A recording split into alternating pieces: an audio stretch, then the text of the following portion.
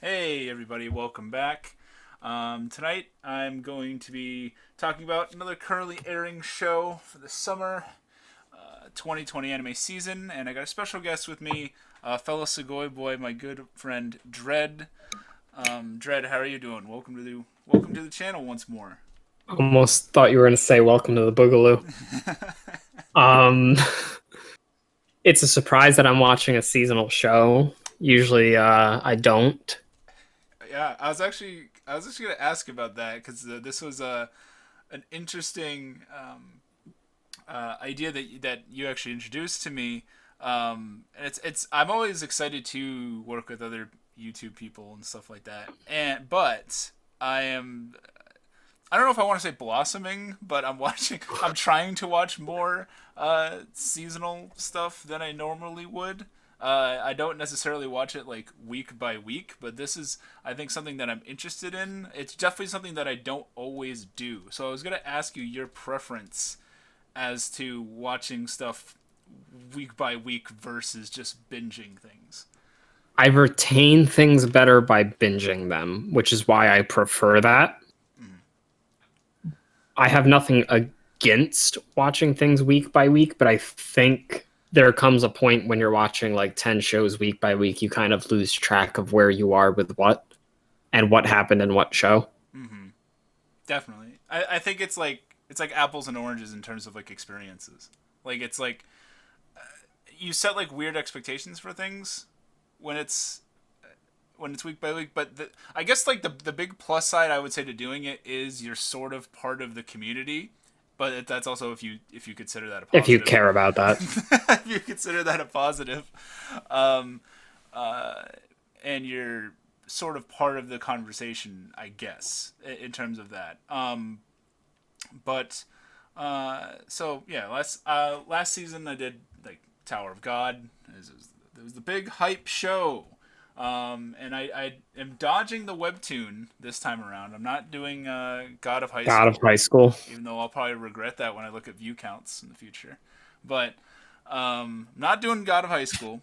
Uh, Dread and I decided to do a show that some people were talking about, but not. It's kind of under the radar. I think at least in this first week, it seems like I'm not seeing a ton of videos about it. There's one or two episode reviews that I had seen before this one, but Decadence is an anime original from Studio Nut, which might win the Best Studio Name award.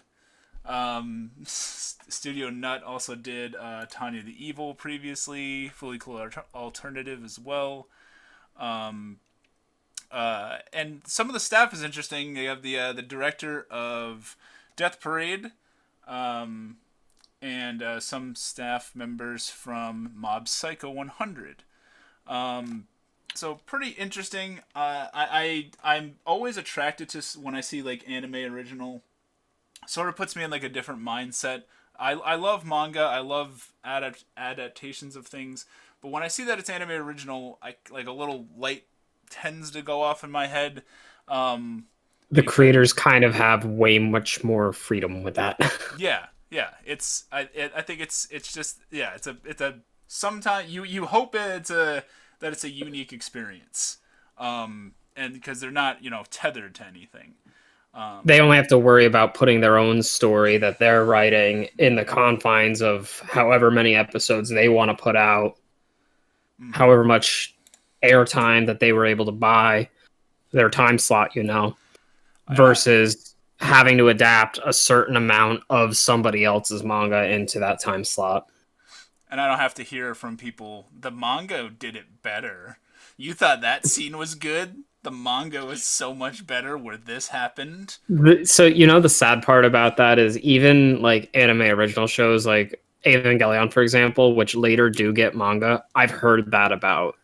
The manga, the post anime manga did it so much Yeah. better. So I've never heard that with Bebop, but Oh my goodness. So Decadence kind of stood out to us on the seasonal chart. And yeah, this was episode one. I Ignition. Ignition. I was excited going in because it gives off it like right off the bat. Like this does not. I was excited, but it also made me a little worried because a lot of the times I feel like the first episode of a series really tries to lay a haymaker on you. And I think especially when it doesn't have a manga backing it up, it doesn't have like that fan base going like every webtoon fan is jumping on God of High School right now. Decadence doesn't have that luxury. Decadence has to sort of hit you with this first episode, and I kind of expected that going in, but still sort of staggered me a little bit with initial pacing at first because we're right into sort of like um is it Natsume? Is that how I pronounce The the main name? character, yeah, Natsume is Natsume. this little girl at the beginning, and she follows her dad down to this like seemingly like desolate Earth, and it's like they're seem to be looking for some sort of like I don't know if it's like a treasure they're trying to find or just artifacts of the past or something. She, wasn't supposed to be there, surprises them. They're like, oh, it's a cute little girl. She's holding a scorpion, by the way, I think it is. She's very clearly not a fearful young girl. Um, and then, within 30 seconds of that, of them realizing, oh, look at this cute little young girl with us, you're not supposed to be here. This is like post apocalyptic. And it reminds you that it's post apocalyptic because here comes a Gadol. And Gadol apparently are these, like, big creatures that basically ravaged humanity, rather. I think they say 90%. 90% of humans are gone, yeah. Holy crap. 90% are gone. Uh, and this Gadol, they go to run away from this Gadol. They're trying to flee.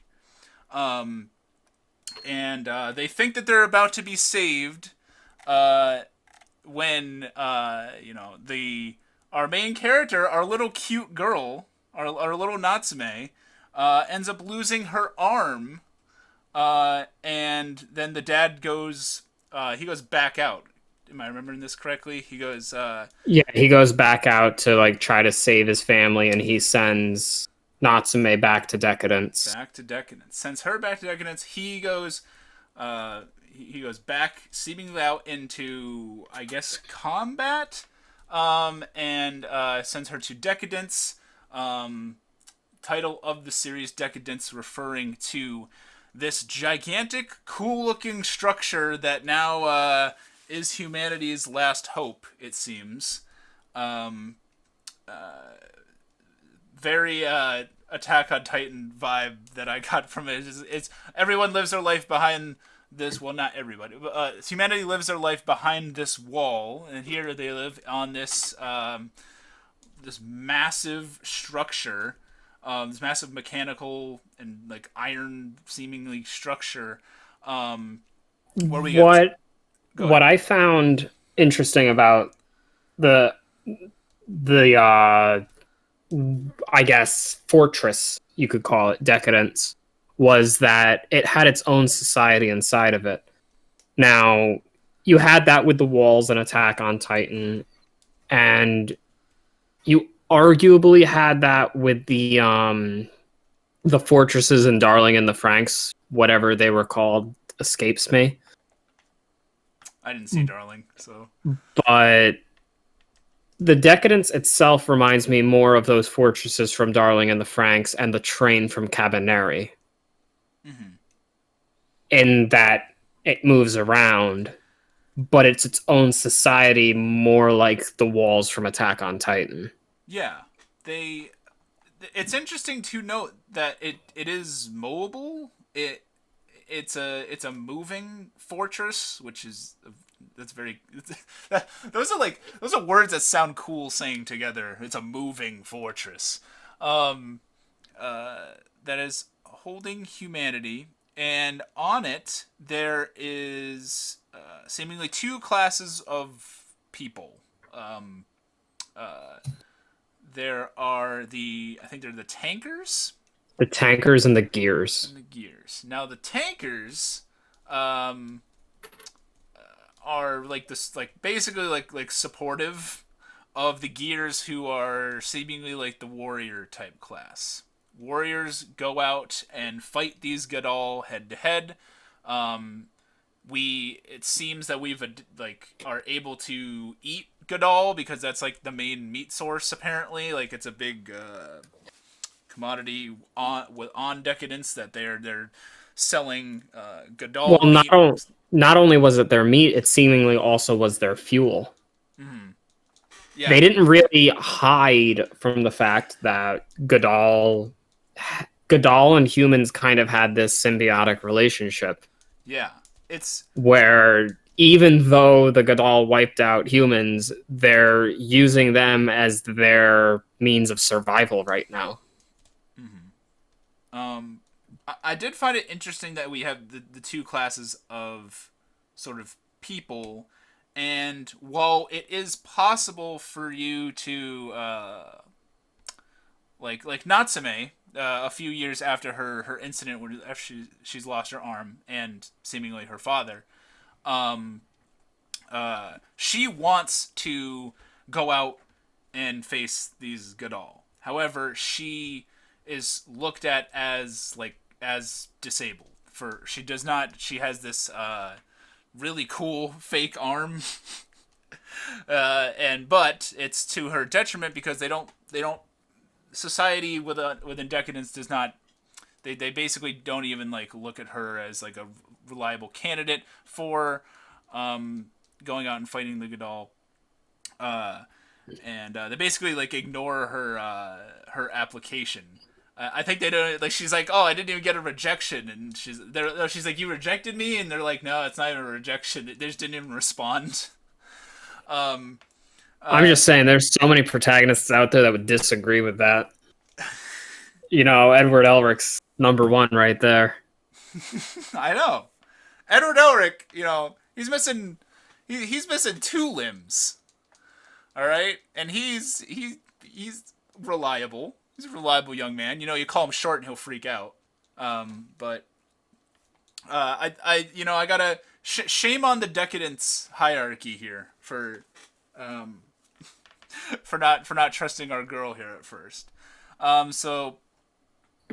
She's seemingly classified with the tanker people, and it seems also that the physical appearance of the tankers and the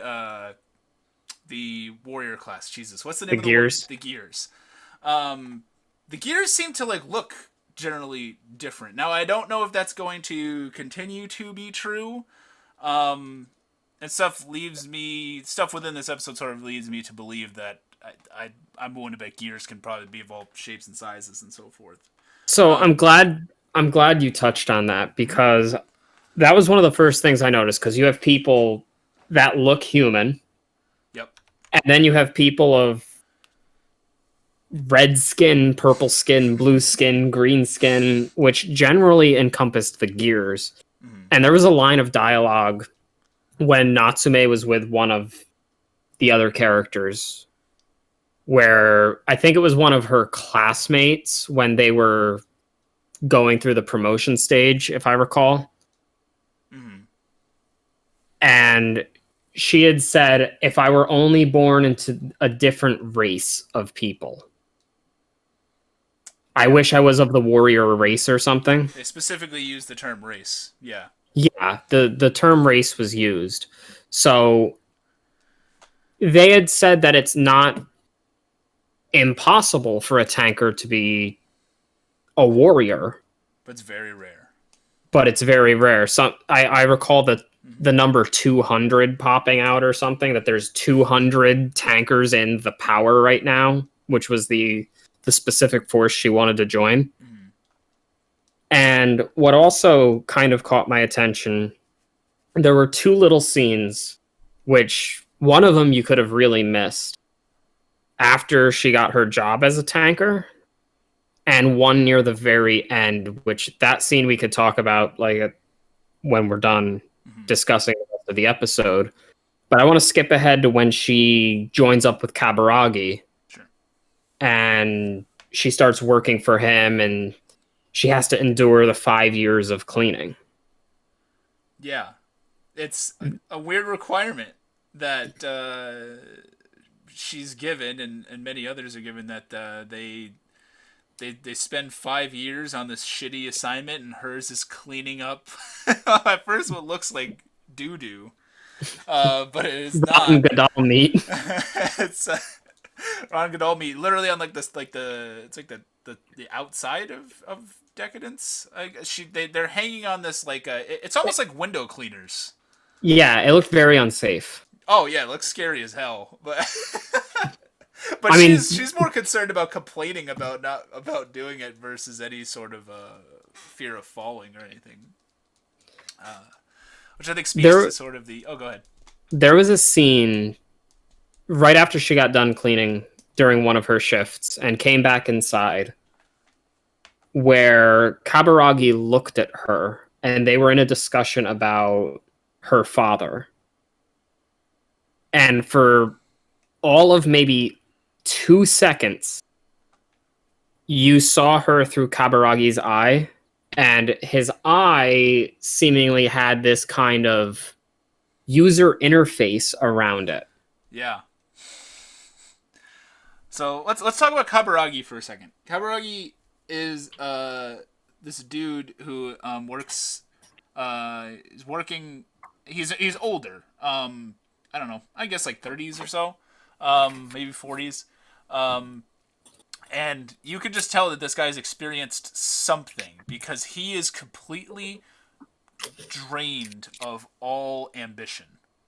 He it's a very stark contrast to Natsume, where Natsume, I think it's very cool that we've put these two characters together because you have Natsume who wants nothing more than to get off of Decadence, see the world, and engage and basically longing for adventure, and you have Kaburagi who is not interested in that at all. He is very by the book, doing what he's doing. He eats the same meal every day. He drinks just plain water, as he puts it.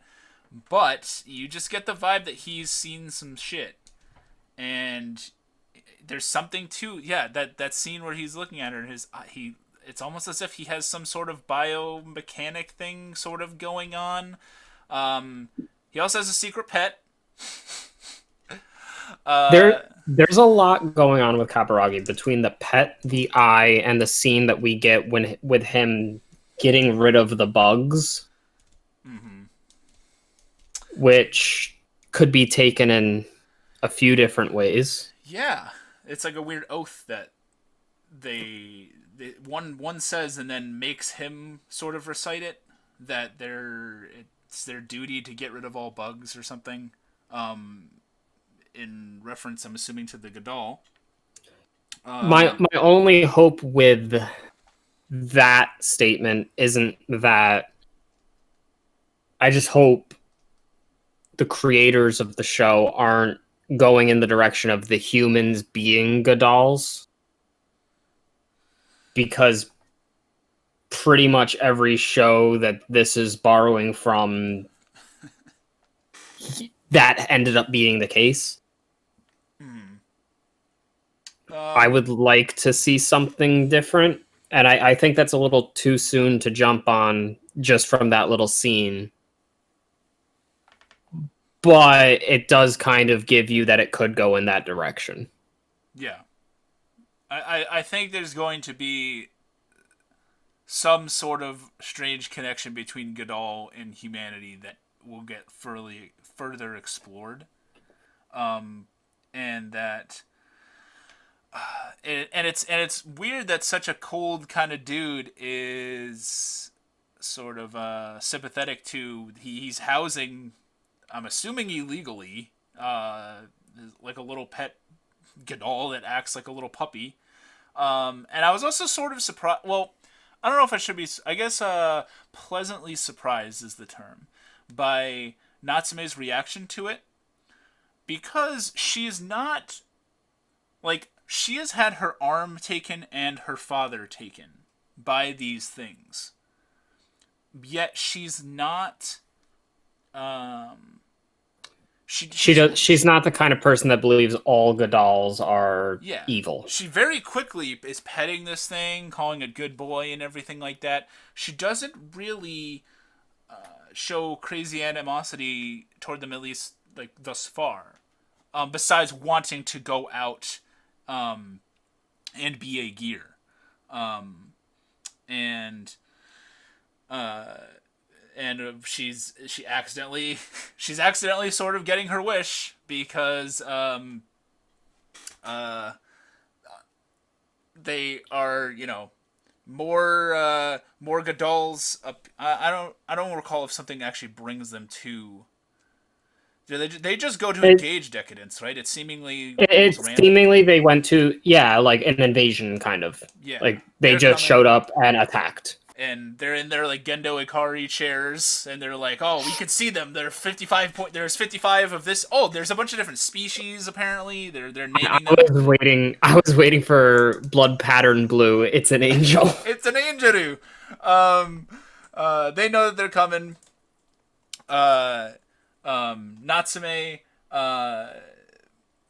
basically gets like knocked off of the Decadence, and Mr. Kaburagi finally gets a little bit of ambition and some pep in his step, and he invokes a lot of he's got a lot of physical skill for an older dude who just seemingly cleans.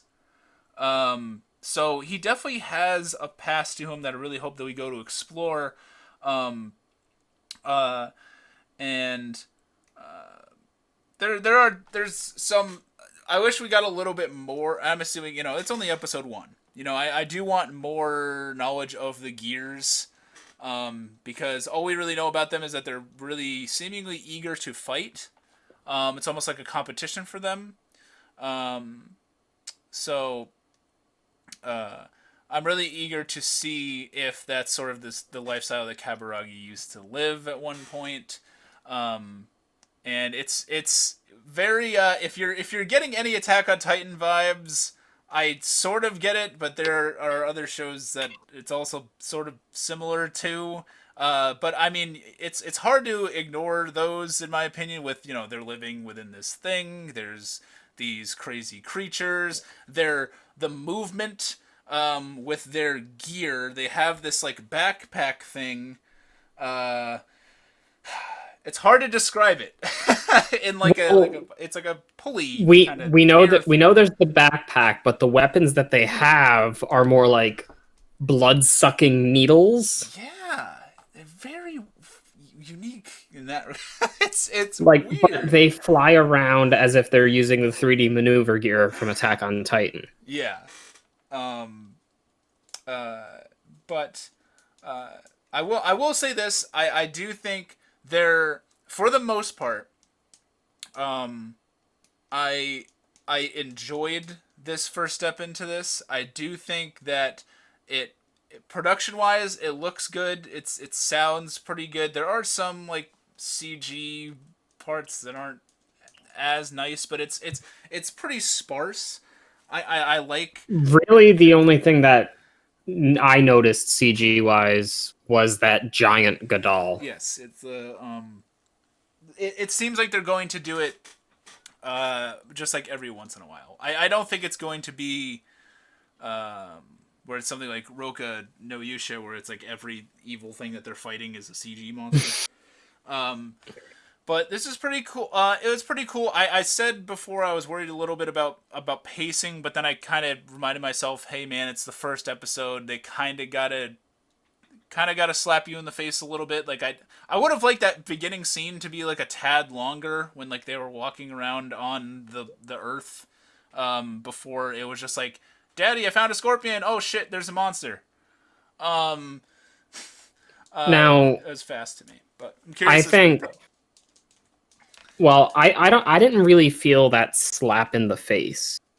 I feel that my what I got away from what I got from it was more questions. It wasn't the kind of show that wowed me with a huge moment that was amazing, but it was a show that I walked away from where there were things that interested me, where I can see them developing upon, and in the long run would be more valuable than a wow moment in the first episode. I could see that. I think it's going to be certainly a show that is the world building is going to be far more engaging, I think, than the actions that the characters take, if that makes sense. Like, I think that, while, like, I want Natsume to achieve her goal, it's far more intriguing to learn what a Godal is. Like, how does this decadence function?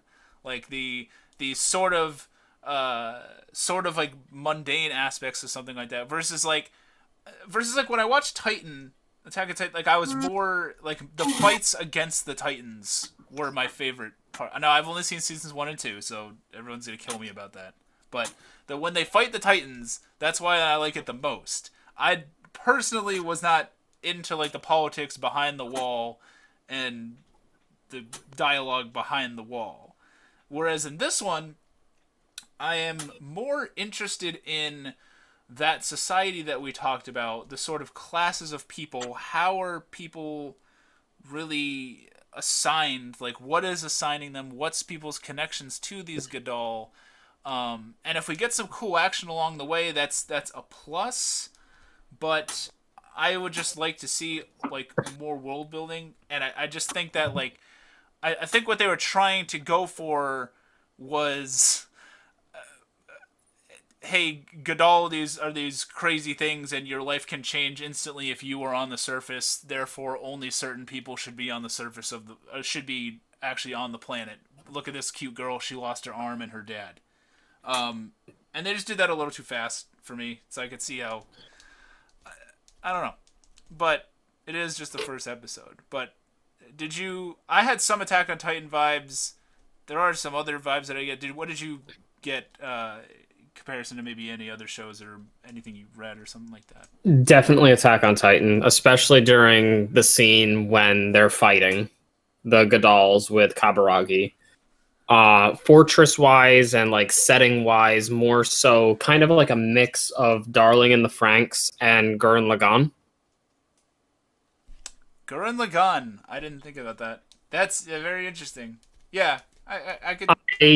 I see like Darling in the Franxx with the fortress and the idea that it moves around, and the symbiotic sort of more so in Decadence than Franxx, but the relationship between the humans and the Godals, and just the fear of the surface in general and how dangerous the surface is from Gurren Lagann. I also get not necessarily vibes from another show or anything, but the ability of like subtle storytelling that this has just in the first episode, if they can keep up with it, will be really good, because we have the idea that the society looks down upon people that are disabled. We have, at least for combat purposes, Right. We have the fact that they're pretty much seemingly locked into their job. So, like, this kind of caste system.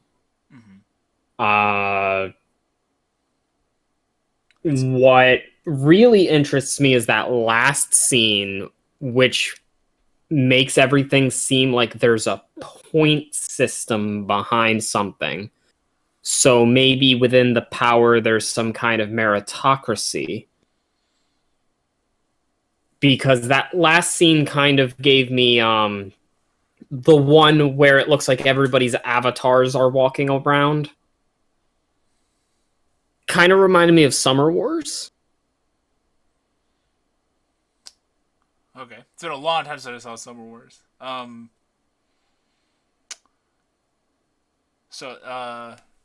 I could. You're talking like toward the end, like with the big battle going on, well, sort of battle. I'm talking about the final scene. Okay. I think that like the it seems like I really hope that they go into that more of the almost like discrepancy between the people, like there's just the sheer difference of startness of personality between Gears and Tanker people. There's a lot of like philosophy, psychology, It's and like like sociology stuff that they could go into with this. it's like a whole different culture. And Like if you told me if you told me that both of those people were from completely different ships or something like that, or a completely different, almost like planets, I would believe you because you have one that is, um, in the sense of even defending humanity, almost like bloodthirsty, ready for battle and competition, and the other one which is more about preservation. And I mean, they're kind of like subjugated to that role, but they're about the preservation. And then, like even with her little social group, she's sort of Natsume's. There's another girl that's basically like making fun of her for not getting to her goal of being a gear, not being able to go out. And then she, in return, she's like, oh well, someday that girl's gonna be chopping up the meat of the things that I kill. So it's this very very split. It's interesting that they both live in the same sort of environment, and I want to see that competition, that sort of battle tendency that Gears have, and I want to know how that is in comparison to the lifestyle of a tanker, and see, how they both benefit each other. I'm sure. I like coming out of an episode with like these kind of questions and everything. Yeah. My fear is that we have all these questions now, and I just hope because of the similarities that the last popular show that was like this didn't go over so well. I hope it doesn't really follow suit and try to introduce too many things and not answer them and not dive into this world.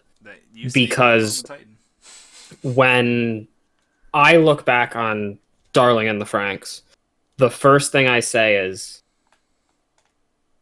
I walked away from Attack on Titan episode 1 with these kind of questions. I did not walk away from Franxx episode 1 with these kind of questions. I did not walk away from Cabaneri episode 1 with these kind of questions. Mm-hmm.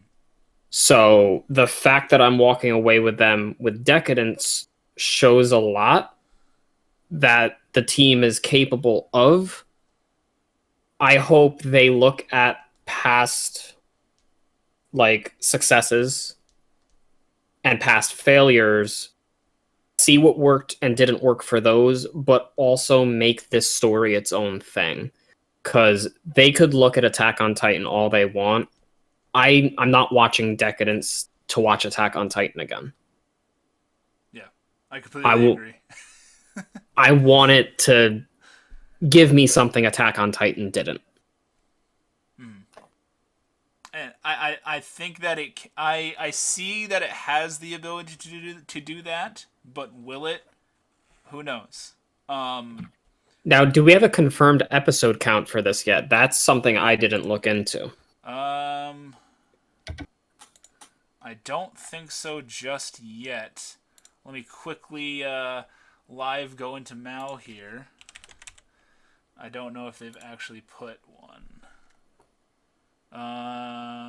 No, it does not say. Okay, so we have hope that without a out the gate episode count that they're locking themselves into, at least for public eyes, Mm-hmm. that they can fit their story the way they want it in there. Yeah, and like, Even if it ends on a cliffhanger, if they're able to release a season 2 at a later point, that's fine. mm-hmm. And like we said, this is the beauty of it being anime original is that they're not tethered. Um, but when like the fact that me and you know it's sort of like not tethered by something, they could. I just don't want to see them like keep themselves under an umbrella. Like I'd want them to be. I want them to take strides that maybe Attack on Titan didn't do. Other shows like necessarily didn't do. Make us ask questions that we didn't ask before and stuff like that. And I see potential in this. It could do it. It could also flop. But we will have to see. But yeah, if you guys checked out Decadence, let us know down below what you thought of it. We're gonna continue talking about this week by week, which is totally the best way to watch anime. Just kidding. Um, but yeah, so yeah, my final thoughts is that I'm kind of glad that I checked this out. I think it definitely has some serious potential to it. I think it's pretty good looking. I am certainly intrigued, and I definitely have some questions that I want answered. Do you have any final thoughts that you want to say on this? No, I think you covered it pretty much well with what you said, because Yeah. that's basically my takeaway with everything. Yeah, enjoyable experience. I want everybody to also check out Dread's channel. I'm gonna link to that in the description box. You can But check out the videos that I've uploaded and haven't uploaded in a year since. shh, they're not supposed to know that part. They don't look at that. They just click on it and then they go on another tab and That's start. okay. Hopefully that'll change soon. It's okay. His content is still beautiful. Listen to it, and there's also a whole bunch of Sugoi Boys podcasts that you can also listen to on repeat, which feature both of us as well as J Chip from the J Chip Show. Speaking of him, I want to thank all my patrons for supporting me on Patreon. I have a link to that in the description box as well. Yeah, let us know what you guys thought of Decadence, and thank you so much for watching, and we'll see you next time. See you. See ya.